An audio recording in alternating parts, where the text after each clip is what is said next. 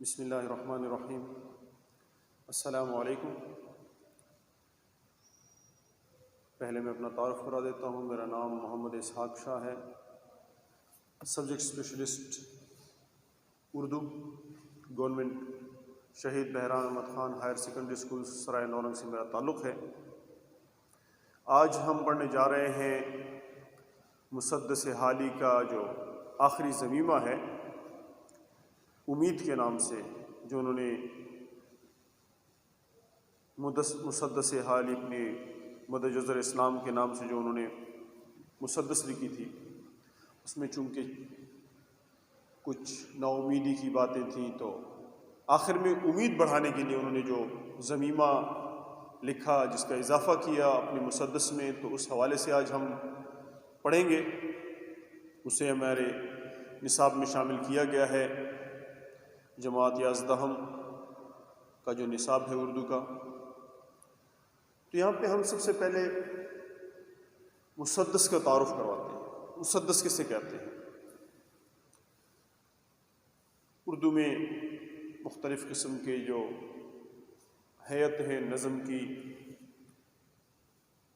اس میں رباعی بھی ہے، کتابی ہے، شعر بھی ہے، اور اس کے ساتھ مسدس ہے، مخمس ہے، مختلف اصناف ہیں، مختلف ہیئت ہیں نظم کی۔ اس میں سے آج جو ہم پڑھنے جا رہے ہیں وہ مسدس ہے۔ تو مسدس 6 مصروں کے ایک بند پر مشتمل صنف سخن یا شاعری کو کہتے ہیں۔ اس کے پہلے جو 4 مصرے ہوا کرتے ہیں وہ ہمیشہ ہم قافیہ اور ہم ردیف ہوتے ہیں، اور 5واں اور 6واں مصرع وہ آپس میں ہم قافیہ اور ہم ردیف ہوتے ہیں۔ طویل اور مسلسل منظومات کے لیے اس کا استعمال بہت ہوا ہے، لیکن سب سے جو مشہور مسدس ہے وہ مولانا الطاف حسین حالی کی یہی مسدس ہے، جس کا ہم آخری ضمیمہ امید کے نام سے پڑھنے جا رہے ہیں۔ یہاں پہ ہم کچھ تھوڑا بہت مسدس حالی کا بھی تعارف کروا دیتے ہیں۔ اردو شاعری میں مولانا حالی کا جو اعلیٰ ترین کارنامہ ہے، مولانا الطاف حسین حالی نثر نگار بھی ہیں، نظمیں بھی لکھتے رہے ہیں، شاعر بھی ہیں، نثر نگار بھی ہیں، لیکن ان کا جو سب سے بڑا اور اہم کارنامہ ہے، جو ان کا سب سے بہترین کارنامہ ہے، مسلمانوں کو دوبارہ بیدار کرنے کے لیے، انہیں ان کی پرانی عظمت یاد دلانے کے لیے کہ تم کیا تھے اور اب کیا ہو گئے ہو، اس کا نام مد جزر اسلام ہے۔ مد جزر کو تو آپ جانتے ہوں گے، اونچا نیچا لہریں جو چلتی ہیں، تو اسلام کبھی بلندی پہ گیا اور پھر کبھی پستی پہ آیا۔ پستی پہ تو نہیں آیا، بہرحال ہم مسلمانوں میں پستی آئی۔ ہمارے بدعمالیوں کی وجہ سے جو ہم پر حالات آئے، جب ہم عیش و عشرت میں ڈوب گئے، جب ہم نے اللہ تعالیٰ کے احکامات اور رسول اللہ صلی اللہ علیہ وسلم کی تعلیمات کو چھوڑ دیا، تو اس وقت جب ہم پر جو حالات آئے تو یقیناً ہم پستی میں چلے گئے۔ آج بھی اللہ معاف کرے، ہم باقی تو چھوڑیں، ایک چھوٹی سی پیناڈول گولی کے لیے بھی ہمیں ان کی ضرورت ہوتی ہے، غیروں کی ضرورت ہے، غیر مسلموں کی ضرورت ہے، ان سے ہم چھوٹی سی چھوٹی چیز بھی ان سے امپورٹ کرتے ہیں، کیونکہ ہمارے ہاں جو چیز بنائی جاتی ہے اس کی کوالٹی نہیں ہوتی۔ تو ہم کوشش کیا کرتے ہیں کہ جس میں میڈ ان جاپان لکھا ہو، میڈ ان چائنا لکھا ہو، میڈ ان USA لکھا ہو، تو میڈ ان UK لکھا ہو، تو اسے ہم اپنانے کی کوشش کرتے ہیں، اسے لینے کی کوشش کرتے ہیں۔ بہرحال اپنے موضوع سے میں ہٹ رہا ہوں، دوبارہ آتا ہوں۔ تو یہ نظم اس قدر مشہور ہوئی کہ اس نے مقبولیت کے اگلے پچھلے تمام ریکارڈ توڑ ڈالے، اتنی مشہور اور مقبول ہوئی عام لوگوں میں، اور کہا جاتا ہے کہ کئی سال تک بر صغیر میں جو کتاب قرآن مجید کے بعد سب سے زیادہ شائع ہوئی وہ مسدس حالی ہے۔ اتنی زیادہ تعداد میں اس کی طباعت کی گئی، اس کو شائع کیا گیا کہ قرآن مجید کے بعد جو دوسرے نمبر پر سب سے زیادہ شائع کی گئی جو کتاب، وہ مدرج الاسلام کے نام سے مسدس حالی ہے۔ بقول سر سید، چونکہ اس کو لکھنے میں سر سید کی مشاورت شامل تھی، ان کے مشورے سے مولانا حالی نے یہ نظم لکھی تھی، یہ طویل نظم۔ تو بقول سر سید کہ بے شک میں اس کا محرک ہوں، میں نے ہی تحریک دی ہے مولانا حالی کو، اور اسے میں اپنے نیک اعمال میں سے جانتا ہوں، اعمال حسنہ میں سے جانتا ہوں، کہ یہ میرے جو نیک اعمال ہیں اس میں یہ ہیں کہ جب قیامت کے دن اللہ تعالیٰ مجھ سے پوچھیں گے سر سید دنیا سے کیا لائے ہو، تم نے کون سا نیک عمل کیا ہے، تو میں کہہ سکوں گا کہ حالی سے مسدس لکھوا لایا ہوں اور کچھ نہیں کیا میں نے۔ ان پہ اگرچہ اعتراضات ہوئے ہیں قسم قسم کے، لیکن یہاں میں یہ کہنا چاہوں گا کہ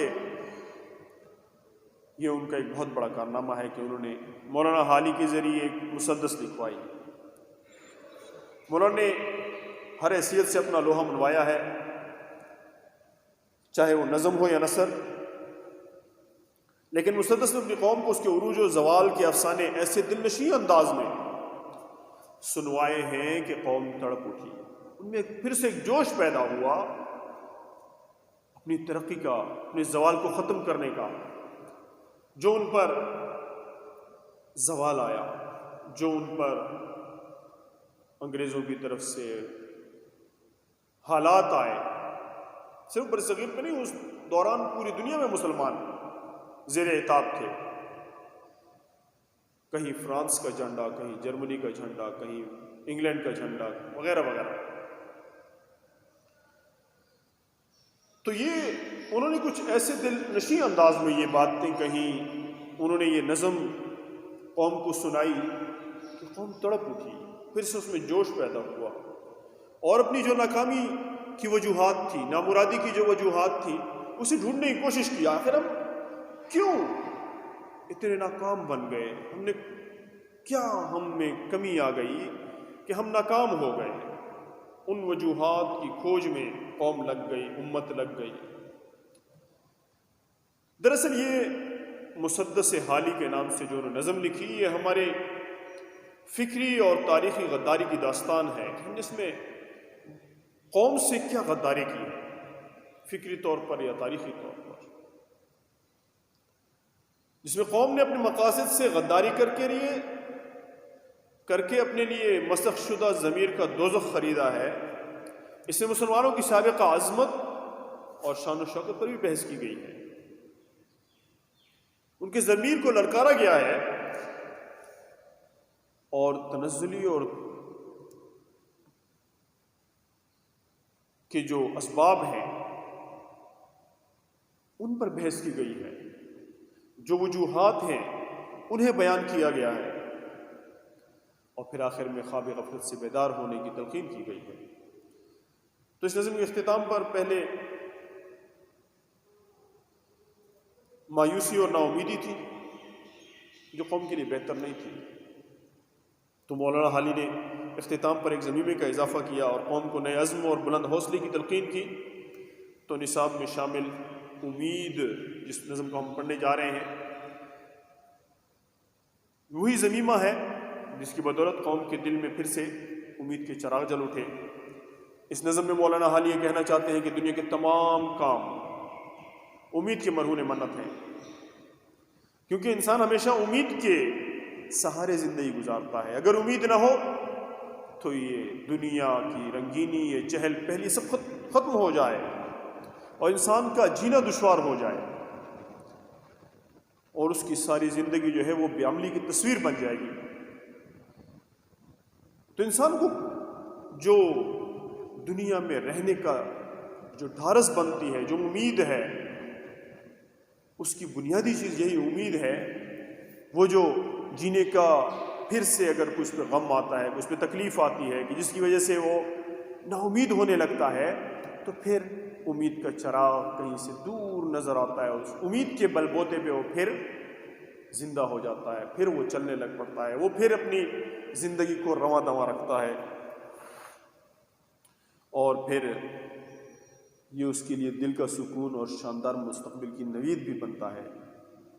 یقیناً جب انسان محنت کرتا ہے، کوشش کرتا ہے، تو محنت اور کوشش سے تو دنیا فتح کی جا سکتی ہے۔ اسی امید پہ پھر کیا ہوتا ہے، انسان پھر سے اپنے کام میں لگ جاتا ہے۔ بہرحال کہنے کا مقصد یہ ہے کہ یہی امید ہے کہ جو انسان کو حرکت اور عمل پہ ابھارتی ہے اور اس کے دل میں کامیابی کا چراغ روشن رکھتی ہے۔ امید ہی ہے جو انسان کو عمل پہ رکھتی ہے، عمل کرنے کے لیے ابھارتی ہے۔ تو یہاں پہ تھوڑا بہت میں الطاف حسین حالی کا بھی مختصر تعارف کروانا میں بھول گیا، پھر دوبارہ آتے ہیں نظم کی طرف، لیکن پہلے میں تھوڑا سا مولانا الطاف حسین حالی کا تعارف بھی کروا دوں کہ پیدائش ان کی 1837 میں ہے اور 1914 میں وہ وفات ہوئے ہیں۔ پانی پت میں وہ پیدا ہوتے ہیں، باقاعدہ تعلیم اگرچہ انہوں نے حاصل نہیں کی، لیکن ذاتی کوشش سے انہیں عربی اور فارسی میں مہارت حاصل کر لی۔ تعلیم حاصل کرنے کے شوق میں دلی جاتے ہیں، جہاں غالب اور شیفتہ سے ان کی ملاقات ہوتی ہے۔ چند سال شیفتہ کے مصاحب بھی رہتے ہیں۔ سن 1874 میں انہیں لاہور میں ملازمت مل جاتی ہے اور انگریزی سے ترجمہ ہونے والی کتابوں پر نظر ثانی کرتے رہتے ہیں۔ یہاں جدید نظم کے 4 مشاعروں میں شریک ہوتے ہیں، پھر اینگلو عربک اسکول دلی میں مدرس ہو جاتے ہیں، ٹیچنگ سٹارٹ کرتے ہیں۔ وہاں سر سید برادران اور ان کی تحریک سے وہ ان کا رابطہ ہوتا ہے، ساری برادران نہیں ہے۔ سر سید کی ایما پر مسدس مد و جزر اسلام لکھتے ہیں، اس کے بعد بہت سی نظمیں لکھتے ہیں، کئی جدید نظم نگار شعراء کو متاثر کرتے ہیں۔ مولانا حالی اور آزاد دونوں کی مشترکہ کوشش سے اردو شاعری بہت حد تک تبدیل ہوتی ہے، اور اس میں پہلی بار مشرقی خیالات کے ساتھ ساتھ مغربی خیالات بھی سامنے آتے ہیں۔ یہ ان کا ایک ٹرننگ پوائنٹ ہے جو ان کی وجہ سے اردو شاعری میں آتا ہے۔ حالی نے غزل کو بھی جدید رنگ میں ڈھالا ہے اور روایت کی بے جا تقلید کے بجائے تازگی بیان پر توجہ دیتے ہیں۔ حالی کی غزل میں میر اور غالب کا سا تغزل ملتا ہے، جبکہ ان کی نظمیں حب الوطنی اور اصلاح ملت کے جذبے سے بھرپور ہیں۔ اردو شاعری میں پہلی مرتبہ حالی نے قومی، سیاسی اور سماجی موضوعات پر طبع آزمائی کی ہے۔ انہوں نے کوشش کی ہے کہ وہ قومی، جیسے ان کی یہ نظم ہے مد و جزر اسلام جو مسدس ان کی لکھی ہوئی ہے، تو قومی، سیاسی اور سماجی موضوعات پر بھی طبع آزمائی کرتے ہیں۔ حب الوطن، چپ کی داد، نشاط امید اور مناظرہ، رحم و انصاف جیسی نظمیں اس کی درخشندہ مثالیں ہیں۔ حالی نے پانی پت میں وفات پائی ہے۔ ان کی جو مشہور تصانیف ہیں، مقدمہ شعر و شاعری، یہ تنقید کے حوالے سے یہ کتاب ہے۔ حیات جاوید، حیات سعدی، یہ انہوں نے سوا عمریاں لکھی ہیں۔ بہرحال یہ ان کی جو تھوڑی سی بہت حالات زندگی تھے میں نے بیان کیے، جو کتاب میں پہلے سے موجود ہیں، آپ دیکھ سکتے ہیں۔ تو یہاں پہ ہم ایک بار پھر آتے ہیں نظم کی طرف، جو انہوں نے امید کے نام سے لکھی ہے، ضمیمہ ہے مسدس حالی کا ہی، صفحہ نمبر 136 پہ۔ تو یہاں پہ وہ کہتے ہیں کہ بس اے نا امیدی نہ یوں دل بجھا تو، بس اے نا امیدی نہ یوں دل بجھا تو، جھلک اے امید اپنی آخر دکھا تو۔ نا امیدی سے مایوسی سے کہتے ہیں، چونکہ اس سے پہلے جو اشعار ہیں مسدس حالی کے آخر میں، وہ نا امیدی سے بھرپور تھے، وہ مایوسی سے بھرپور تھے کہ مسلمان قوم جو ہے تنزل کی طرف چلی گئی ہے، وہ زوال کی طرف چلی گئی ہے۔ تو اب اپنی قوم سے وہ نا امید ہو چکے تھے وہاں پہ، لیکن یہاں پہ اب ان کو پھر ایک امید دکھلا رہے ہیں۔ اس میں کیا کہتے ہیں؟ نا امیدی سے کہتے ہیں کہ بس کر دے اب مایوسی، نا امیدی سے کہتے ہیں کہ اب مزید میرے دل کو تو نہ بجھا، میرا دل پہلے سے ہی اپنے زوال، اپنی تنزلی کی وجہ سے بجھا ہوا ہے، تو مزید اسے نہ بجھا۔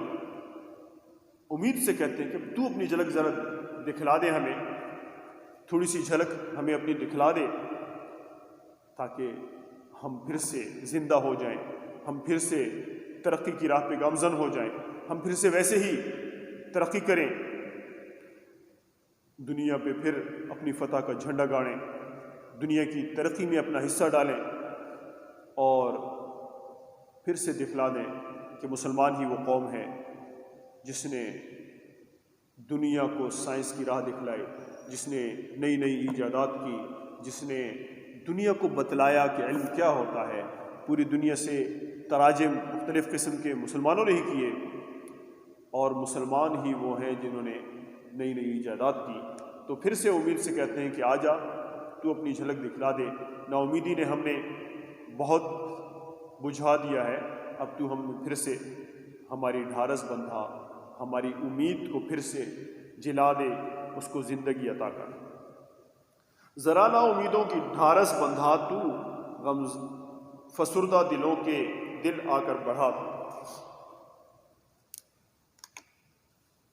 ذرا نا امیدوں کی ڈھارس بندھا تو، یہ جو نا امید لوگ ہیں نا، ان کی ڈھارس امید باندھ، امید تو آ جا، ان کی جو نا امیدی ہے اس کو امید میں بدل دے، اور جو غمگین دل ہیں، فسردہ دل ہیں، ان کے دل کو آ کر بڑھا دے، ان کو نا امیدی کو اس میں سے ختم کر دے، پھر سے ان کے دلوں کو زندہ کر دے۔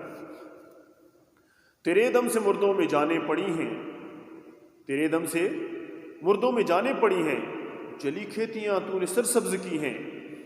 دیکھیں، آپ نے بھی دیکھا ہوگا کہ اگر کوئی بیمار اپنی زندگی سے نا امید ہو جائے تو اکثر و بیشتر ایسا ہی ہوتا ہے کہ کسی خوف کی وجہ سے، کسی بھی وجہ سے تو وہ مر جایا کرتا ہے، فوت ہو جاتا ہے۔ لیکن اگر اس میں امید ہو کہ وہ ٹھیک ہو جائے گا، ویسے ہی دوسرا ایک ہی جیسا، ایک ہی سمٹمز والا، ایک ہی جیسے علامات والا، ویسے ہی کوئی دوسرا بیمار بھی موجود ہو، لیکن اس میں امید کا چراغ جل رہا ہو کہ میں ٹھیک ہو جاؤں گا، اس کے بعد میں حرکت عمل میں آؤں گا اور میں پھر فلاں فلاں کام کروں گا، تو وہ ٹھیک ہو جایا کرتا ہے۔ تو یہ امید ہی ہوتی ہے جو مردہ جانوں میں جان ڈال دیتی ہے، جس سے مردوں میں جان آ جاتی ہے۔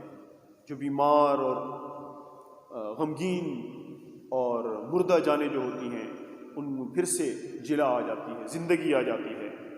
جلی کھیتیاں تو نے سرسبز کی ہیں۔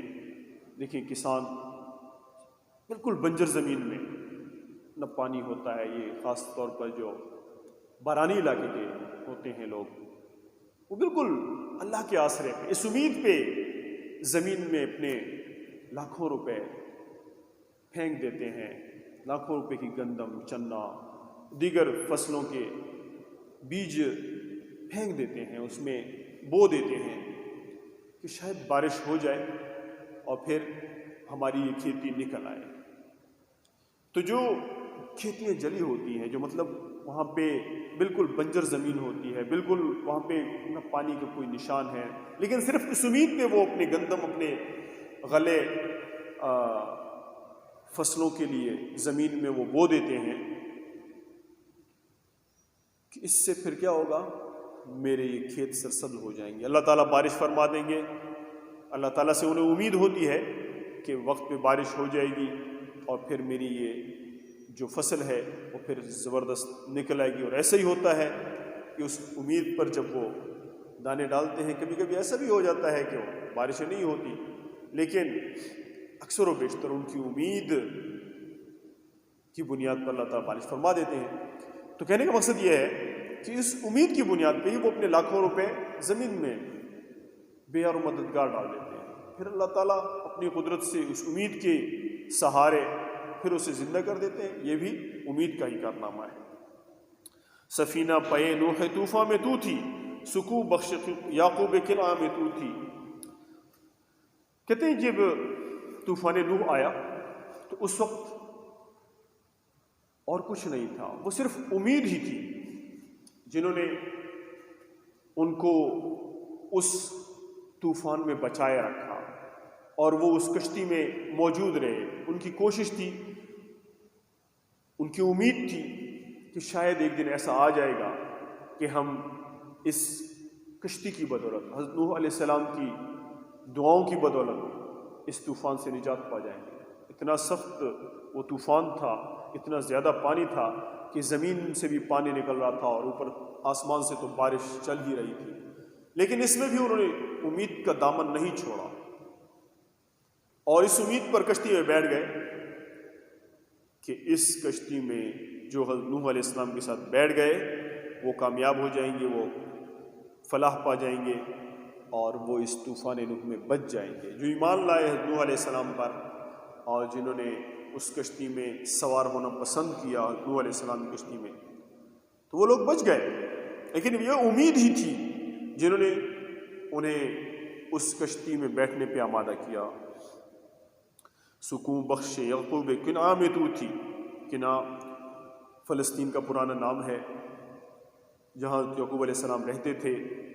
حضرت یوسف علیہ السلام کو ان سے چھین لیا گیا، ان کے اپنے بھائیوں نے ہی انہیں قافلے کے ہاتھ بیچ دیا، لیکن حضرت یعقوب علیہ السلام کو امید تھی کہ ایک دن کیا ہو جائے گا، مجھے یوسف آ کے مل جائے گا، یوسف علیہ السلام سے میری دوبارہ ملاقات ہو جائے گی۔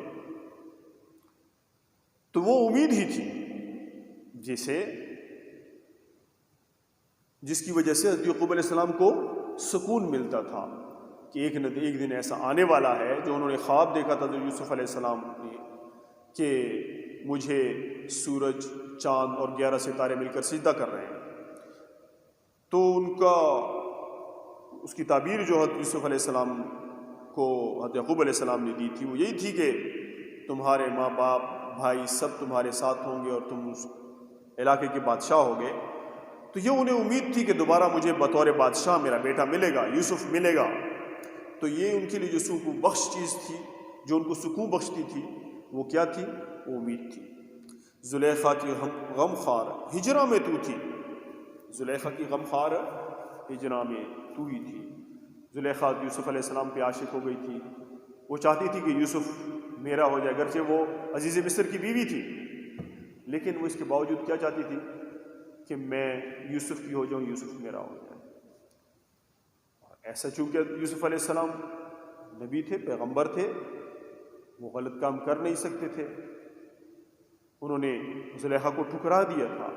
اب وہ ہجر کی جدائی کی آگ میں جل رہی تھی، لیکن اس جدائی میں بھی اسے امید تھی کہ ایک نہ ایک دن مجھے یوسف مل جائے گا۔ وہ اس امید سے اپنی زندگی گزار رہی تھی کہ ایک نہ ایک دن کیا ہو جائے گا، مجھے یوسف مل جائے گا۔ تو دل آرام یوسف کی زندہ میں تو تھی، جیل میں حضرت یوسف علیہ السلام موجود ہیں۔ زلیخا کی وجہ سے کیا ہوا؟ جیل میں چلے گئے۔ ان کی جو خواہش تھی اس کی، زلیخا کی، وہ انہوں نے پوری نہیں کی، تو حضرت یوسف علیہ السلام پر اس نے الزام دھر دیا کہ جی مجھ سے یہ غلط کام کرنا چاہتا ہے، اپنی خواہش پوری کرنا چاہتا ہے۔ اس الزام میں حضرت یوسف علیہ السلام کو جیل بھیج دیا گیا۔ اگرچہ اس نے غلط لگایا تھا، الزام تھا، لیکن پھر بھی جیل میں انہیں امید تھی کہ ضرور ایک نہ ایک دن مجھے خلاصی ملے گی اللہ کے فضل و کرم سے، اور ویسا ہی ہوا۔ وہ پھر نکلتے ہیں اور باہر پھر بادشاہ بنتے مصر کے، لیکن جیل میں جو ان کو آرام بخشتی تھی جو چیز، وہ کیا ہوا کرتی تھی؟ امید ہوتی تھی۔ امید کے سہارے ہی وہ کیا ہوتے تھے؟ آرام پاتے تھے، سکون پاتے تھے۔ مصائب نے جب آن کر ان کو گھیرا، سہارا وہاں سب کو تھا ایک تیرا۔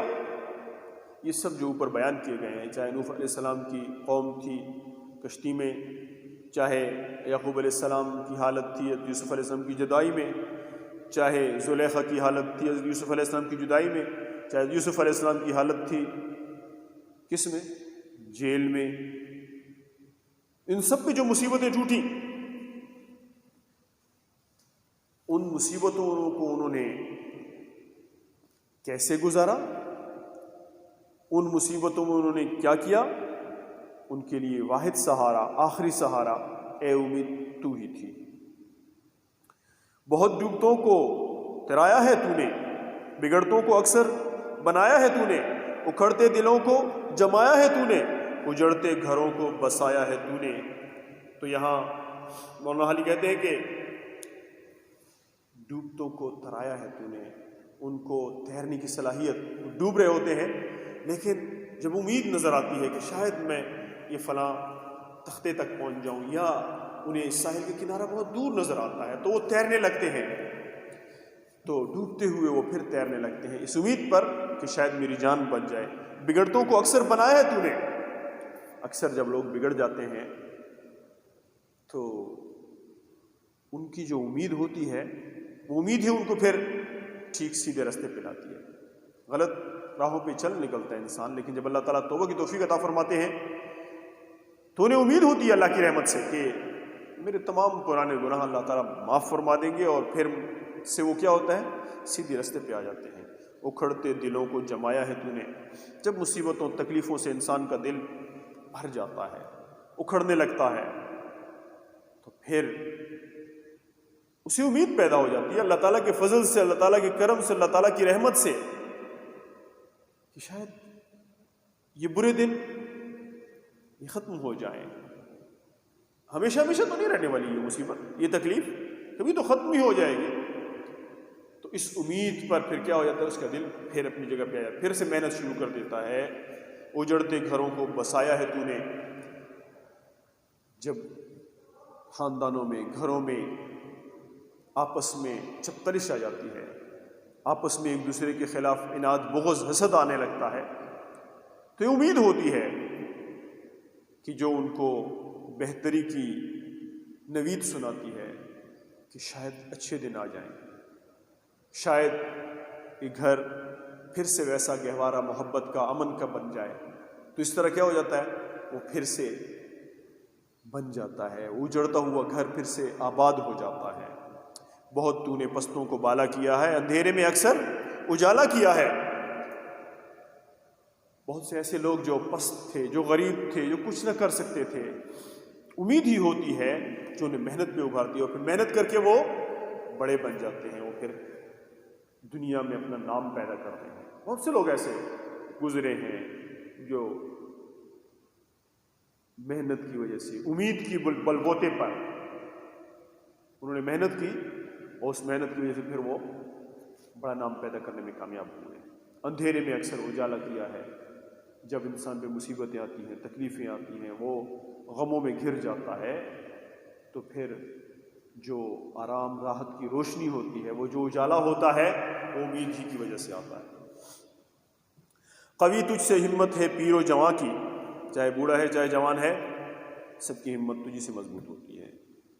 قوی تجھ سے ہمت ہے پیر و جوان کی، بندھی تجھ سے ڈھارس ہے خرد و کناں کی، تجھی پر ہے بنیاد نظم جہاں کی، نہ ہو تو رونق نہ ہو اس دکان کی۔ تو چاہے بوڑھا ہے چاہے جوان ہے، اس کی ہمت اگر مضبوط ہے، قوی ہے، قوت والی ہے، تو امید وہ تجھ سے ہے، وہ تیری وجہ سے ہے۔ اور چاہے چھوٹے ہیں بڑے ہیں، خرد ہیں کلاں ہیں، چھوٹے ہیں بڑے ہیں، ان کی جو ڈھارس ہے، ان کی جو امید ہے، وہ تجھی سے بندھی ہوئی ہے۔ تجھی پر ہے بنیاد نظم جہاں کی، دنیا جہان کی جو تنظیم چل رہی ہے، دنیا جہان کا ایک نظم و نسق جو چل رہا ہے، وہ تیری وجہ سے ہے۔ نہ ہو تو رونق نہ ہو اس دکان کی، اس دنیا کی جو رونق ہے وہ تیری وجہ سے ہے، کہ امید ہوتی ہے اچھے دن آ رہے ہیں، اس امید پہ انسان کوشش کرتا ہے، اور اسی وجہ سے پھر دنیا میں رونق ہوتی ہے۔ تگاپو ہے ہر مرحلے میں تجھی سے، ہر مرحلے پر جو رونق ہے، تگاپو رونق کو کہتے ہیں، ہر مرحلے میں جو رونق ہے وہ صرف اور صرف تجھی سے ہے۔ روا رو ہے ہر قافلے میں تجھی سے، روا رو حرکت، ہر قافلے میں جو حرکت ہے وہ تجھی سے، اس کی امید ہوتی ہے کہ میں منزل میں پہنچ جاؤں گا آخر۔ اگر یہ امید نہ ہو، منزل میں پہنچنے کی امید نہ ہو، تو پھر قافلہ حرکت نہیں کرتا، لیکن اسے منزل پہ پہنچنے کی امید ہوا کرتی ہے، اسی امید پہ کیا ہے، وہ حرکت کرتے ہیں۔ یہاں پہ یہ چند ایک مشکل الفاظ آ رہے ہیں، اس کے بھی میں لکھتا جاتا ہوں، معنی لکھتا جاتا ہوں، چند ایک الفاظ الفاظ مجھے مشکل نظر آ رہے ہیں. دیکھیں یہاں پہ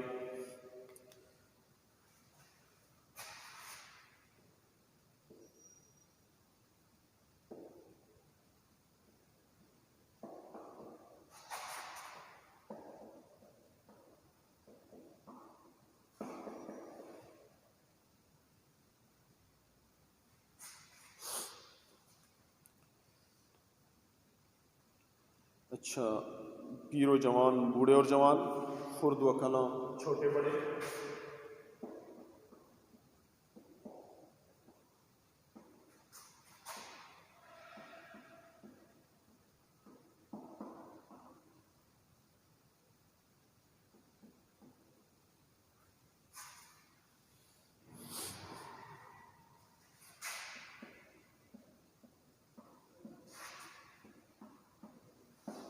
ترگا کو کہتے ہیں رونق کو، اور رواں کو کہتے ہیں ہرن.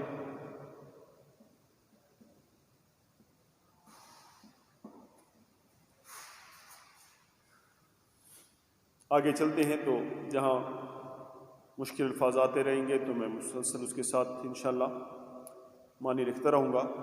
نوازا بہت بے نواؤں کو تو نے، تونگر بنایا گداؤں کو تو نے، دیا دسترس نارساؤں کو تو نے، کیا بادشاہ ناخداؤں کو تو نے، سکندر کو شان کئی دی تو نے، سکندر کو شان کئی تو نے بخشی، کولمبس کو دنیا نئی تو نے بخشی. تو دیکھیں ذرا، کہتے ہیں کہ نوازا بہت بے نواؤں کو تو نے، بہت سے بے مجبور، بے کس، کمزور لوگوں کو تو نے کیا بخشا؟ ان کو دولت بخشی، ان کو عظمت بخشی. تونگر بنایا گداؤں کو تو نے، گدا، غریب، مجبور لوگ، ان کو تو نے امیر بنا دیا، تونگر بنا دیا. دیا دسترس نارساؤں کو تو نے کمزوروں کو رسائی دے ڈالی، زوراور تک رسائی دے ڈالی. کیا بادشاہ ناخداؤں کو تو نے، ناخدا لفظی معنی اس کے ملاح ہیں. وہ بیچارہ ملاح بے بس ہوتا ہے، سمندر کے پانی کے سامنے وہ بے بس ہوا کرتا ہے، لیکن اس پہ وہ کیا کرتا ہے؟ کشتی چلا رہا ہوتا ہے، چپو مار رہا ہوتا ہے. آج کل تو اس کی جگہ جدید مشینیں آ گئی ہیں، لیکن بہرحال پرانے زمانے میں وہ مسلسل بیچارے چپو مار رہے ہوتے تھے. وہ اتنا زیادہ پانی اس کے مقابلے میں بیچارہ کمزور سا ملاح ہوتا تھا، اس پہ اپنی کشتی چلایا کرتا. تو یہاں مقصد یہ ہے کہ کمزور بے بس لوگوں کو تو نے بادشاہ بنا دیا. یہ کیا تھی؟ یہ چیز امید تھی جس نے کمزور کو بادشاہ بنایا، جس نے کمزور کو رسائی دی، جس نے کمزور کو، غریب کو امیر بنایا، جس نے کمزور اور بے نوا کو نواز ڈالا. سکندر کو شان کئی تو نے بخشی، کولمبس کو دنیا نئی تو نے بخشی. سکندر کو تو نے بڑی شان بخشی. کیوں؟ سکندر اعظم پوری دنیا میں اس کا جھنڈا، بعض کہتے ہیں کہ آدھی دنیا اور بعض کہتے ہیں کہ پوری دنیا پہ اس کا جھنڈا لہرا رہا تھا. بہرحال بہت چھوٹی عمر میں اس کا ایک اعزاز ہے کہ اس نے بہت چھوٹی عمر میں آدھی سے زیادہ دنیا کو فتح کر لیا تھا. تو کولمبس کو دنیا نئی تو نے بخشی. اور کولمبس جو تھا وہ سیاح تھا، تو اس نے بہت سی دنیائیں دریافت کی، بہت سے نئے ممالک کو دریافت کیا. تو اس کو ایک نئی دنیا تو نے بخشی. یہ کون تھا؟ یہ امید ہی تھی. یہاں پہ بے نوا،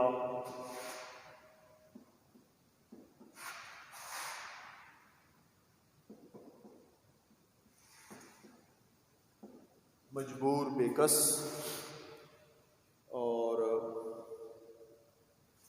تونگر،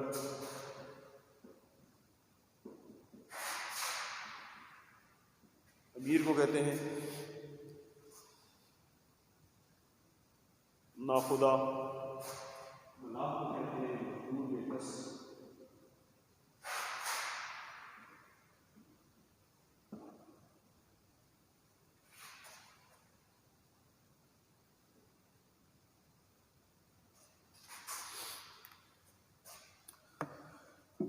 وہ راہ رو نہیں رکھتے جو کوئی ساما،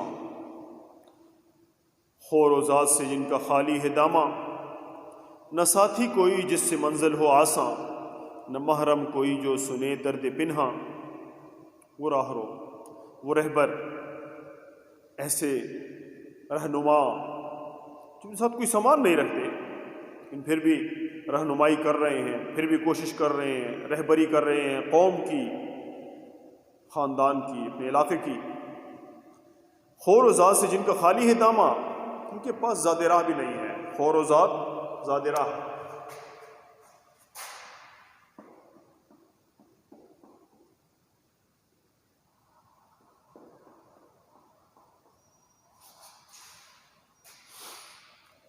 تو جن کے پاس راستے کا سامان بھی نہیں ہے، جن کا دامن راستے کے سامان سے، زاد راہ سے خالی ہے، ان کے پاس راستے کا سامان تک نہیں ہے، لیکن پھر بھی وہ کیا کر رہے ہیں؟ اپنی قوم کی رہبری کر رہے ہیں، رہنمائی کر رہے ہیں۔ وہ امید ہی ہے جو انہیں رہنمائی پہ اکسا رہی ہے، جو انہیں رہنمائی کرنے پہ ان کو بڑھا رہی ہے، انہیں کہتی ہے کہ چلو آگے بڑھے چلو۔ نہ ساتھی کوئی جس سے منزل و آساں، اور ایسے لوگ ان کے ساتھ منزل کے لوگ ہی موجود نہیں۔ کوئی رستے میں جن کے ساتھ قافلے میں لوگ تھے، آہستہ آہستہ ان کو چھوڑتے چلے گئے۔ نہ محرم کوئی جو سنے درد پنہا، اور نہ کوئی ایسا دوست رازدان جس کے ساتھ وہ اپنی غم کی جو اپنی ذاتی باتیں ہیں وہ شیئر کر سکیں، وہ ان کے ساتھ بیان کر سکیں۔ محرم جن کے ساتھ اپنے درد پنہا، چھپا ہوا درد جن کے سامنے وہ اپنا بیان کر سکیں، جو ان کے درد سے آشنا ہو جائے، جس سے وہ اس کی جو غمگین جو دل کی اس کی آواز ہے وہ اس کو سنا سکے، جو جانتا ہو اس بارے میں۔ محرم جس سے کوئی پردہ نہ ہو اسے محرم کہتے ہیں، محرم جس سے پردہ نہ کیا جائے۔ تو درد پنہا، چھپا ہوا درد جس کے سامنے کوئی بیان کر سکے۔ تیرے بل پہ خوش خوش ہیں اس طرح جاتے کہ جا کر خزانے ہیں اب کوئی پاتے۔ ایسے لوگ بھی جن کے پاس نہ کوئی راستے کا سامان ہے، نہ ان کا پاس ان کا دامن جو ہے وہ زاد راہ سے بھی خالی ہے، ان کے ساتھ ساتھی بھی نہیں ہے کہ جس سے اپنے گپ شپ لگا کر وہ اپنے منزل کو آسانی سے پا سکیں، وہ راستے کا سفر بخیر و خوبی طے کر سکیں۔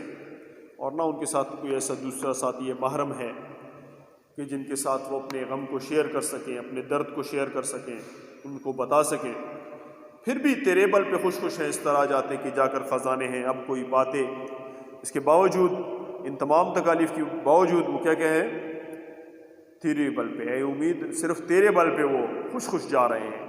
یوں لگتا ہے کہ جا کر انہیں خزانہ مل جائے گا۔ زمین جوتنے کو جب اٹھتا ہے جوتا، زمین جوتنے کو جب اٹھتا ہے جوتا، سمی کا گماں تک نہیں جب کہ ہوتا، شب و روز محنت میں ہے جان کھوتا، مہینوں نہیں پاؤں پھیلا کے سوتا۔ تو ایک کسان کی بات کر رہے ہیں کہ زمین جوتنے کے لیے جب وہ صبح سویرے اٹھتا ہے، جب روشنی کا گماں تک نہیں ہوتا، اور دن رات وہ محنت میں اپنی جان جو ہے وہ لگا رکھا ہوا ہوتا ہے اس نے، اور اسے مہینوں تک پاؤں پھیلا کر سونے کا موقع نہیں ملتا، تو ایسے لوگ اگر معجزن اس کے دل میں نہ ہو تو دنیا میں غل بھوک کا چار سو ہو۔ تو ایسے میں یہ سب کچھ کیوں کر رہا ہے یہ کسان؟ صرف امید کے بل پر کہ کل کو میں کیا کر سکوں گا، اس کے بدلے میں یہ ضروری تو نہیں ہے کہ جب کسان زمین میں ہل جوتے، جب وہ منہ اندھیرے ہل چلانے چلا جائے، دن رات وہ محنت کرے، یہاں تک کہ اس بیچارے کو اتنا تھکا ہارا ہوتا ہے کہ اس کو سونے کا وقت بھی نہیں ملتا۔ تو اگر اس کے دل میں یہ امید موجود نہ ہو، اگر معجزن اس کے دل میں نتو ہو، یعنی اگر اس کے دل میں یہ امید موجود نہ ہو، تو پوری دنیا میں ہر طرف بھوک کا شور مچ جائے، کیونکہ پھر امید نہ ہو تو وہ محنت کرنا چھوڑ دے گا۔ اسی امید کے بل بوتے پہ تو وہ محنت کر رہا ہے کہ پھر اس سے مجھے سبزی ملے گی، فصلیں ملیں گی، اناج ملے گا، اسے میں بیچوں گا، پھر میرے گھر خوشحالی آئے گی۔ تو اگر وہ ایسا نہ کرے تو دنیا میں کیا ہے؟ بھوک کا شور مچ جائے۔ کسان امید کے ہی بل پہ کیا کرتا ہے؟ یہ محنت کرتا ہے، دن رات محنت کرتا ہے۔ بنے اس سے دیگر سوا اپنے دم پر، بلاؤں کا ہو سامنا ہر قدم پر، پہاڑ ایک فضو اور ہو کوہ غم پر، گزرنی ہو جو کچھ گزر جائے ہم پر، نہیں فکر تو دل بڑھاتی ہے جب تک، دماغوں میں بو تیری آتی ہے جب تک۔ بنے اس سے دیگر سوا اپنے دم پر، اگر اس سے بھی زیادہ غم آ جائیں مجھ پر، بلاؤں کا ہو سامنا ہر قدم پر، ہر قدم پر مصیبتیں ہی مصیبتیں ہوں، پہاڑ ایک فضو اور ہو کوہ غم پر، غم کے پہاڑ پر ایک اور پہاڑ آ کے رکھ دیا جائے غم کا، گزرنی ہو جو کچھ گزر جائے ہم پر، جو کچھ مصیبتیں ہوں وہ سب ہم پہ گزر جائیں، نہیں فکر تو دل بڑھاتی ہے جب تک، نہیں فکر تو دل بڑھاتی ہے جب تک، پھر بھی مجھے اس کی کوئی فکر نہیں۔ اگر مجھے بہت سے غم آ جائیں مجھ پر، انتہائی غموں کا سامنا مجھے کرنا پڑے، مجھے کوئی فکر نہیں ہے جب تک تو میرے ساتھ موجود ہے، جب تک تو میرا دل بڑھاتا رہے گا۔ اے امید، جب تو میرے دل کو بڑھاتا رہے گا، مجھے کسی چیز کی فکر نہیں ہے، چاہے غموں کے پہاڑ پہ ایک اور غموں کا پہاڑ آ کے رکھ دیا جائے، چاہے دن رات مجھے ہر قدم پر مصیبتوں کا سامنا کرنا پڑے، دماغوں میں بو تیری آتی ہے جب تک میرے دماغ میں تیری بو آتی رہے گی تو میرے لیے ان مصیبتوں کا سامنا کرنا آسان رہے گا۔ بہرحال اللہ تعالی ہمیں مصیبتوں کا سامنا نہ کروائے، اللہ تعالی ہمیں مصیبتوں سے چھڑوائے، لیکن امید ہی وہ ایک اہم چیز ہے کہ جس کی بنیاد پر ہم کیا کر سکتے ہیں، دنیا کو فتح کر سکتے ہیں، اور پھر سے دنیا میں ویسے ہی بالادست بن سکتے ہیں جیسے ہمارے آباء و اجداد تھے۔ اللہ تعالی ہمیں ویسا ہی عمل کرنے کی توفیق عطا فرمائے۔ السلام۔